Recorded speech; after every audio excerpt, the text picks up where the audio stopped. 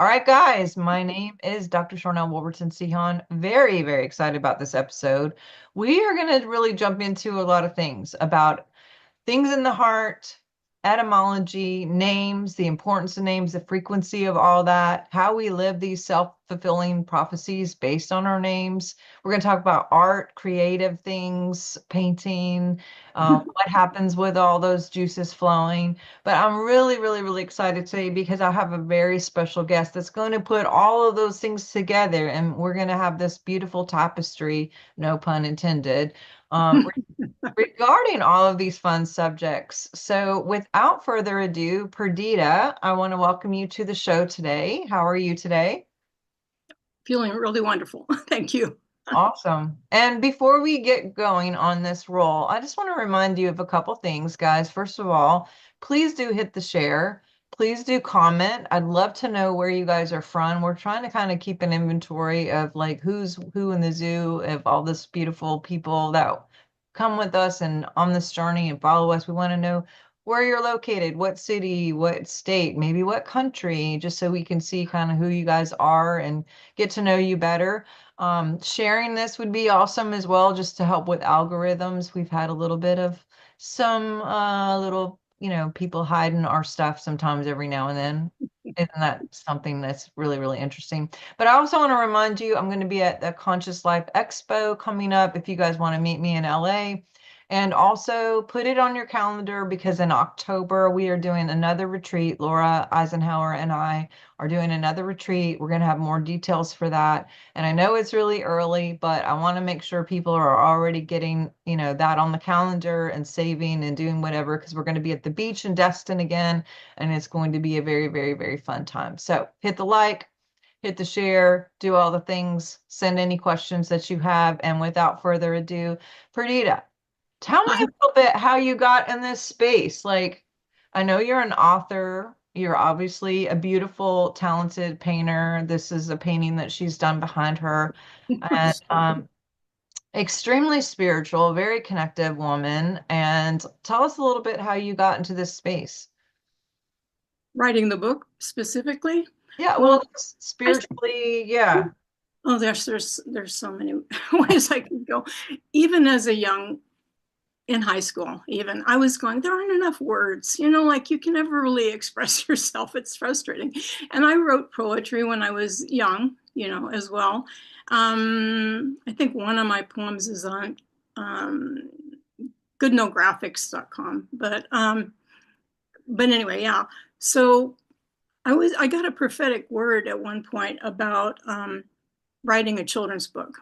And, I didn't do anything immediately, but then I was vacuuming in my back room one day and I heard the word garden. And as soon as I heard it, I go, that would work. So it gave me the creative spark I needed to move ahead on that. And then I wrote basically a little story, and I took it to a friend in Tri-Cities, and she said, I think you should write it as a poem. And I literally sat down and write the poem in a day. It was not hard. And then when I would read it to people, they said, wow, that's like anointed. You should do it. And so then here's the deal. I have done, what do you call that? Landscapes. Everything about creating this book was out of my comfort zone. I mean, it was majorly hard. And so I got a stack of books this high to get all the pictures of bunnies so I could learn anatomy, right? Because I don't know how to draw a bunny. I don't know how to do any of this. Even getting the copyright took me 3 months because I kept going to the publishing versus, and one day, miraculously, I got a hold of a person who said, oh no, you need a self-publishing phone number. So, oh my God, it felt like everything I did with that book was resisted. I just that was like warfare the whole time. And so I got started and I created scenes. And because I was so nervous about making a mistake, I decided to do stencils. I don't know if you can see these. These are little stencils that are pasted on. Oh, And yeah, but the thing that was cool about it, actually, when I got it done with the graphic designer, she said the guy that I showed it to, he said that's what actually makes it, because it's literally two-dimensional.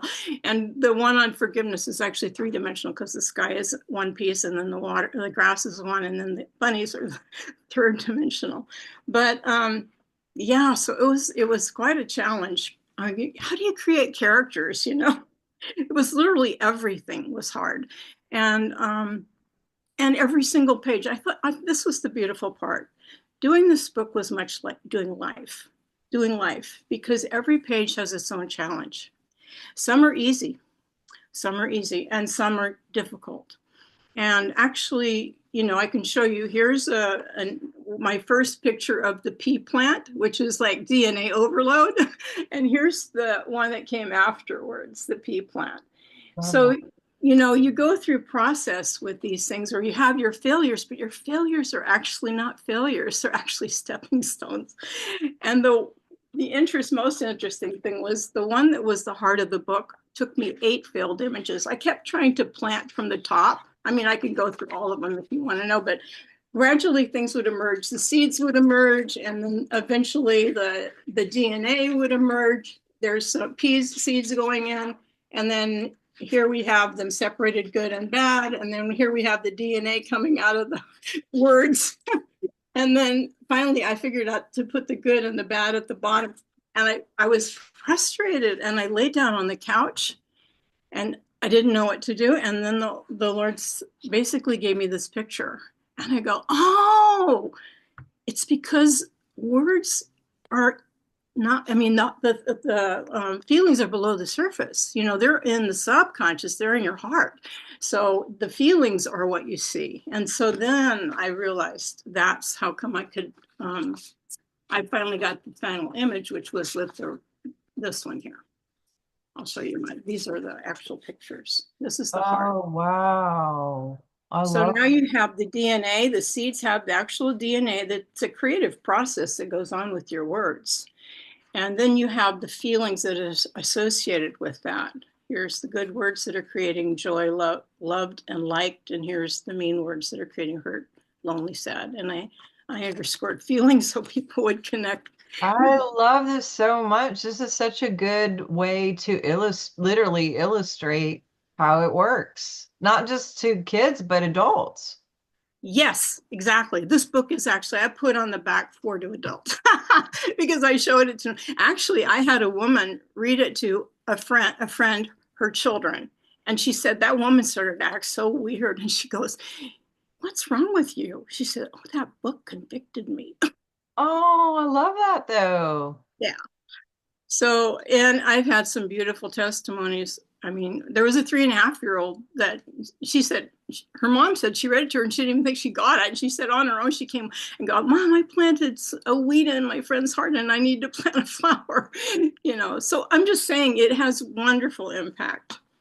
Yeah, the power of your words is in here. And it has 8 really healthy, which I want to go through, principles for healthy relationships. The first one is keeping life in balance, which is whereas it's the work and play. It's Keeping life in balance. Okay. yeah. Um, I Hold should. up the cover again one more time just for people to see Oh, sure. the Here. word garden. Okay. And what made you pick the rabbit? Like why the rabbit? You know what? I was saying, God, should I do people or rabbits? But I waited for synchronicities, and I started to see rabbits. Okay. So I go, okay, it's rabbits. So does the rabbit have a name? Yeah, this is Mrs. Tiller. It was because the tiller in the Bible, our assignment was to till the soil, which is a picture of the heart. I love it. I called her Mrs. Tiller, not for any other reason. I don't have the painting with me, but when Bob Jones passed, I went to his funeral and his burial, which was invite only. And it was so what I say that to say there was just a small amount of us there. But there was a woman who had painted this barn and dedicated it to Bob. And it was a barn out in this field, and then underneath there was like this heart in the ground connected up to this house. Anyway, I purchased it and it's on my wall and I look at it all the time, but it talking about that heart and the subconscious, it's kind of a similar picture It's of beautiful. I love it. I like painting barns. I've done those. Um, Here's I don't know if you can see it. This is eager to learn how to study and play. Love So, it. here's your learning to study and here's your learning to play. So your life is in balance. And then the teacher welcomes each student, but the value of welcoming is huge. I can go with a little story on that. I was in a Bible study that was really condensed and cozy. The next year, it was a big open space with 35 women in separate chairs. And I thought it was just my own thoughts, but I go, these are like 35 islands. And then I heard it was like a voice from here, but it kept saying, I want you to be a glue here. I want you to be a glue here. I had no clue what that meant. So I just ignored it because I thought, well, I wouldn't know what that means. So, but what it ended up being, which is you're really good at this, by the way, was welcoming those women. When I see what happened was the Lord gave me a bunch of scriptures about encouragement, like encourage one another day after day, as long as it's so called it. And I go, oh, okay, that's what it means. But what actually happened was when they would walk in the door, my heart would lift and I would welcome them. When you say, I'm so excited to have you, it's welcoming. People feel valued, and that makes them feel like they're a part, right? So it's not a small thing because God went through all that trouble to tell me just to welcome people. I thought that's fantastic. And valuing and serving others is in here. Learning to be helpful is in here. Making people feel welcome and be aware of the impact of your words, both positive and negative. That's very strongly emphasized in here because you'll see the heart will literally feel like it's hurting. I mean, this is the impact picture of negative words. If you can see, all of the flowers are droopy, all of the hurt feelings are very strong. And one woman told me that picture really impacted her son. And I actually had I mean, I have some cute, like one woman told me, my mother told me I had given the book to somebody in her neck of the woods, and he said, the little boy said, Dad, you're planting bad seeds, all on his own. And so, then a woman had gone into a garden shop to get it, and she said she literally came back because she got it to help her son with his social skills. She literally came back and told them that book has helped us, and we're using that as a tool. So, yeah. And then I also, yeah, well, let's just go on with these principles. Treat everyone with value. There's a whole page there. And I always tell children, there's more value. You have more value than I can ever put on this page. And, you know, we all have, we're all perfect in God's eyes. He doesn't see any flaws in us at all. That's Song of Solomon. Flawless, perfect. Tell us a little bit about your name, because I know you wanted to talk about that too. Oh, yes, that was interesting. I forgot about that. I should finish these and then I'll go back to the name. Okay, okay. Employ the power of forgiveness. You know what's really cool about forgiveness? I mean, we have a mindset that we're releasing people and, basically releasing the judgments. But actually, if you look at the Aramaic, it was, he said, when Jesus forgave in Yeshua's prayer, it means to return something or someone to their original relationship with reality. When forgiving, we see a person as the same ruach, divine breath, spirit, as ourselves, together in the heart of Allah. So we're basically calling them back to their original blueprint when we forgive. Wow. So that's huge, really huge. I just wrote a whole thing on, I've been getting a lot on forgiveness. I just wrote a big blog on that. But yeah, I love that that this is in a book that's for kids because I wrote my book, The Science of Miracles, on a 5-year-old level on purpose, and people use it in homeschool. Like this could be something that people use to teach at homeschool or even actual public schools.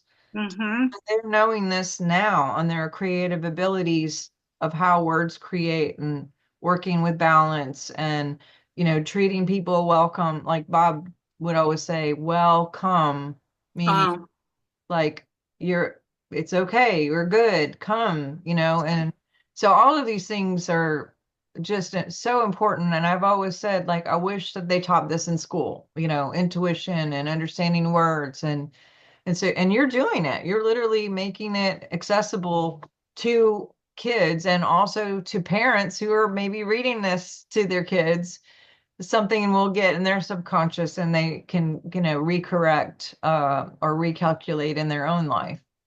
I appreciate that, Sharnael. Very much so. The next principle is learning to own our mistakes. And Oh, there's a barn. I love it. yeah, Wow. the thing that was interesting about this is when I was drawing it, I didn't know that I was doing this, but this guy is turning around 180 degrees going uphill. I thought, oh God, you're fun, because that's just how it worked, you know. But he's repenting. He's saying it's hard to say I'm sorry. It's hard to say I was wrong. It's hard to ask for forgiveness. It's difficult, but I can do this. I want to plant good words. I'm sorry. Please forgive me. And he says, I forgive you. And then his heart says, liked. So, you know, it's bringing home that we all need to own our mistakes and change our attitude. The thing that I was saying about each page has its own challenge, it's also that I couldn't go forward because I have in here an attitude muscles page. And I kept going, how do you draw attitude muscles? I kept trying to think of little muscles in your brain and stuff. But the answer didn't come until the day that I was working on it. And God literally just said, start drawing. And then I ended up with starting to draw these little guys working out with barbells. And gosh, here are you? Here they are. They're so cute. Yeah, here they are working out with their little barbells. But the key was every choice, this is the choice you make, is like exercising a muscle that makes it stronger, right? It's the law of use, basically. But the same with your attitude. If you choose a good attitude, guess what? It's getting stronger. And if you choose a bad attitude, guess what? That's getting stronger. So that lesson is in there. And the last one is that's the law of use for developing good attitude muscles. Okay, own and be willing. That's all the lessons there, but What was the valuable. last one? Own what? Own and be willing to change a bad choice or attitude, you know. Ooh, I like that. And work with the law of use, developing a good attitude. And any talent you want, basically, it's the law of use. I love it. Anyway, so that's it. Well, around my name, I keep learning things about this because when I was a young, well, let me just start with when I was a young Christian, I did look it up and found out it was created by Shakespeare. And as a Christian, I liked that because Winter's Tale is about a princess whose pedigree is in question. So they hide her. And then she's found by a shepherd. And then they figured out that her pedigree was accurate, actual, real. She was literally a princess. And then she marries a prince. So that was, I thought, a very nice story. But then my mother originally had named me Perdita because she got this book. This is written in old German script. Okay. Germany. She was in the war in Germany and she got this book and she said, if ever a little girl. So I got this book and I'd had it for a long time. And about 7 years ago, I thought, I think I'm going to read a little bit of this book. And I read the first chapter and sure enough, her dad dies when she's 1 year old. And my dad also died when I was 1 year old. Yeah. So I think, you know, that's the power of names, apparently. And there's actually more because and then I found that another woman wrote a novel. So my name is Novel. It's a Wait, novel. whose name is Novel? I said Perdita is a novel name. It's Oh, yes. because here it is. But also it's written by Hilary Schaffner. And in her book, well, see, I have had a revelation about immortality. So I found it fascinating because this book, she said it's starts about a woman. Her name is Marge Bryce, professing that she's 134 years old. She's dumped in a nursing home by her relatives awaiting her death, but she insists she cannot die. I thought, oh my gosh, here it is again. You know, you're connecting the dots. And the thing is that her assignment, this is a mythological character, and she gathered in Perdita's bundle are the loose ends associated with all the different forms of love, friendship, they say philia, I say filio, erotic love, eros, unselfish love, agape, and they include biophilia, which is the love connecting humans and nature, the natural world. And they did not include storge in the Bible. There's a familial love called storge, What was the but last one that has to do with animals and nature? biophilia. Apparently, Eric Fromm created it. Biophilia. Biophilia. Uh-huh. Okay. So what are particularly important to Perdita are the loose ends of love relationships, romances foiled circumstances.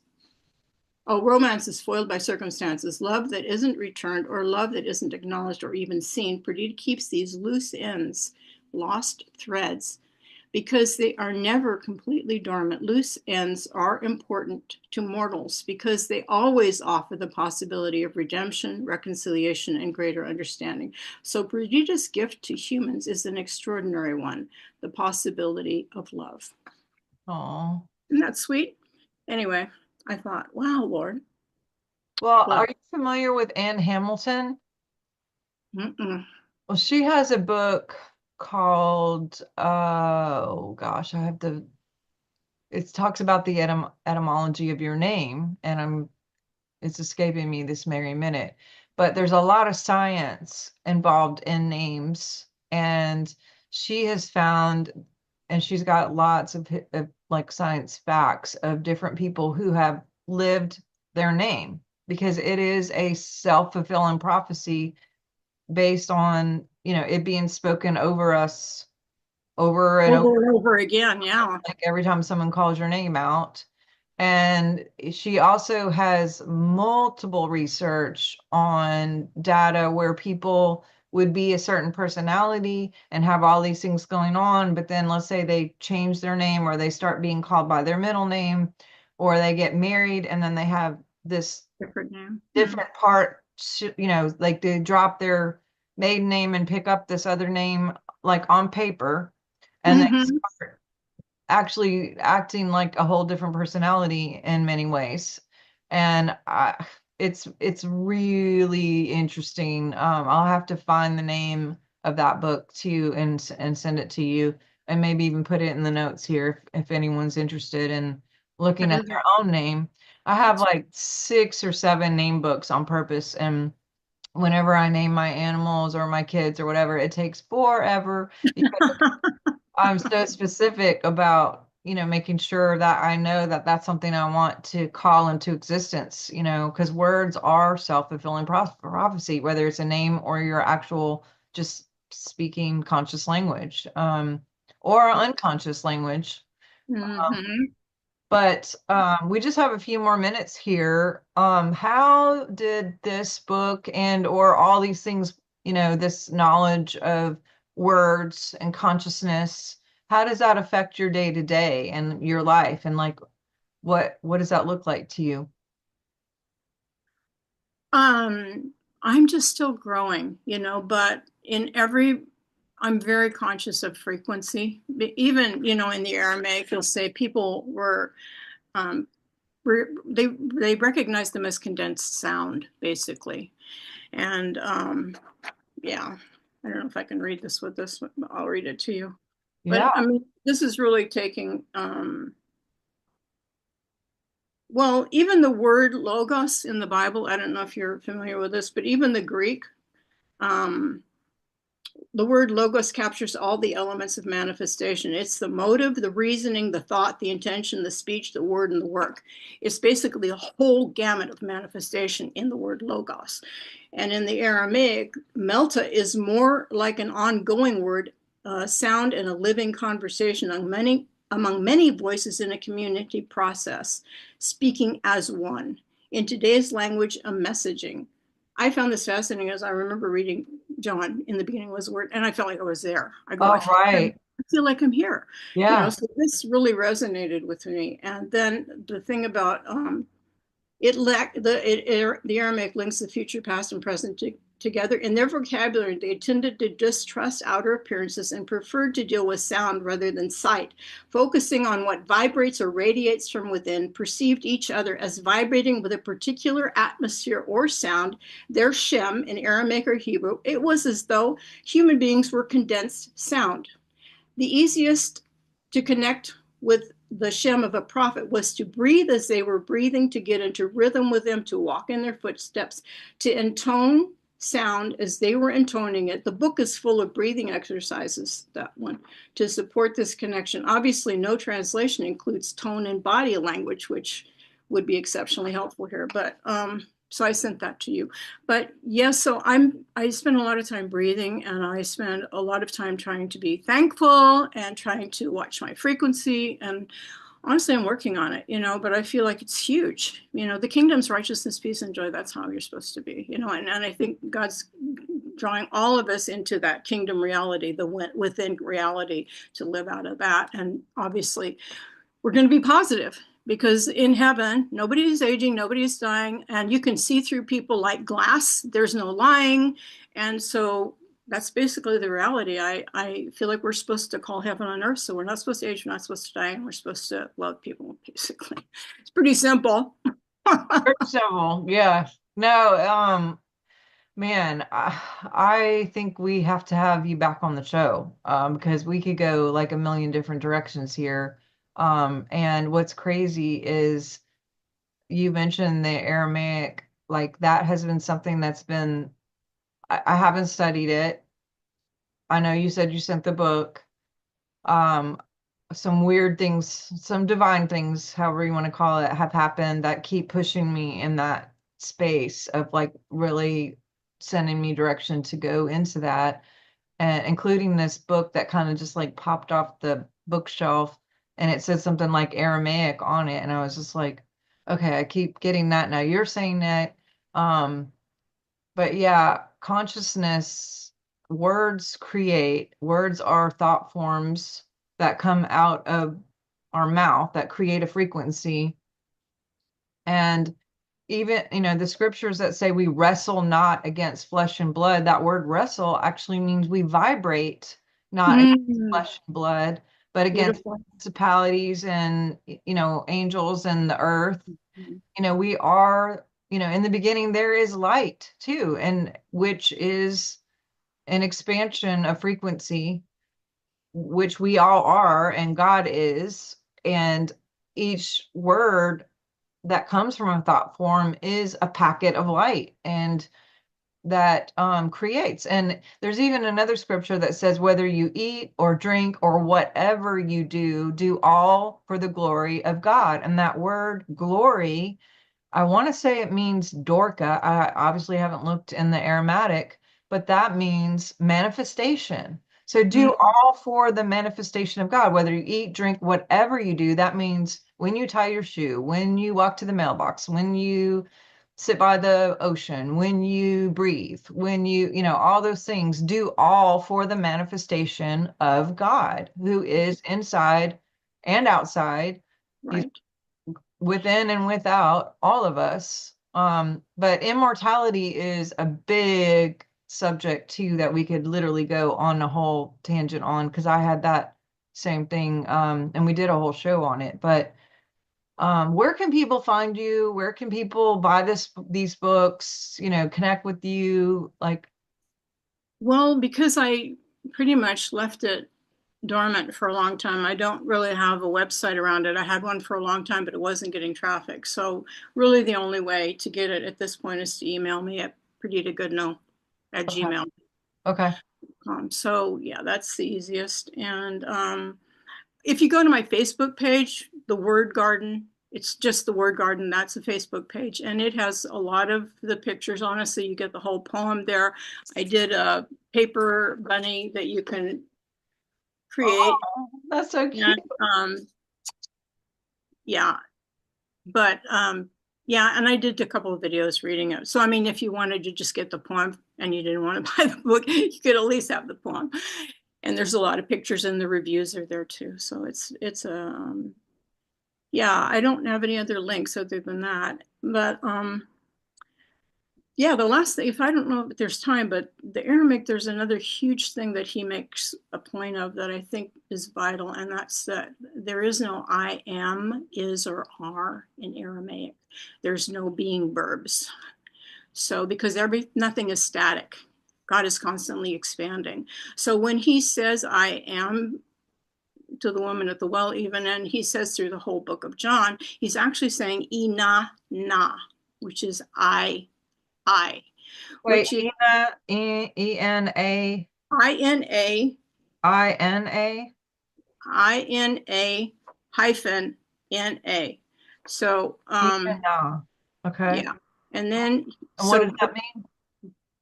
well, it's, Ena. I love that. yeah. So it's basically your I, the nafsha, going to directed to your ruah within. That's the I. Bruh. So yeah, that's, and there's also things about the true light in that book that you're going to Wait, appreciate. But wait, so he's you're connecting the small self, the nafsha, to its source, the ruah. the Nasha? The nafsha, NAPHSHA, to the ruah, RUHA. He uses the expression repeatedly and trying to point his listeners towards the same connection, the connection we have to God. Basically, he's using the expression Ina repeatedly. Okay, here with the woman at the well, he had just said that true worship, extending oneself for help, is an activity that happens when one's self reaches towards the soul. True worship happens when your true self reaches towards the soul. So here, anyway, that to me is huge, and you can read through. I mean, in the book he'll explain it all, but it's to me very powerful. Other directional thing for me specifically, and maybe some of you guys have had the same signal to check out the Aramaic. It just sounds cool. So the Nafsha Ruah, or Yeah, the small self, which is I think more like your, I'm not sure if he means the ego there, to be honest, but I do know what he's meaning is to turn into your inner man, the inner man of the heart. to the small self, to the higher self, to I would God say so. within. Yeah, that's perfect. That's Aina, exactly. yeah, Ainana. Ainana. That just sounds so Yeah. cool. That sounds like a great name. Ainana. That Nafsha was Ruah. I'm gonna go crazy on this. I love this. You just opened up such a big can of worms for me. I'm like vibrating. This is so it's so cool. funny when I sent it to you. I said, I have a feeling this is, divine timing. So that You was were really just spot on in more ways than you can possibly know. I mean, I just had a dream about Bob last night when you were talking about the breath and, getting into alignment with the prophets and even the movement. Like in the dream, we were dancing. fun. And then at one point, like we were like hugging, dancing, and just smiling, and it was just happy. And yeah, oh wow, I gotta call you after us. We gotta talk. But anyway, thank you so much for your time, and I am really, really excited. I hope you guys who are watching will jump in and email her. Say the email one more time. Perdita Goodenow. It's like good e now, which I like. Yeah, good Good now. enough. I Pretty like good that. enough. Yeah, and it's you can Google me actually. Perdita Goodenough. If you Google me, you'll see my images, you'll see a lot of pictures at least. And because This it's an unusual name, right? I don't know if there's another one.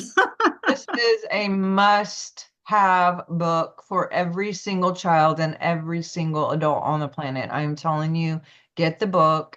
You will have some shifts. I've already had shifts and I don't even have the physical book. Just her presenting this to me, I can feel it on the inner of what's going on. So I hope you guys will reach out to that and definitely check it out. And I'm gonna have all the show notes here too, so you can email her. I'll put that down here and you can see it very easily. But thank you again for your time.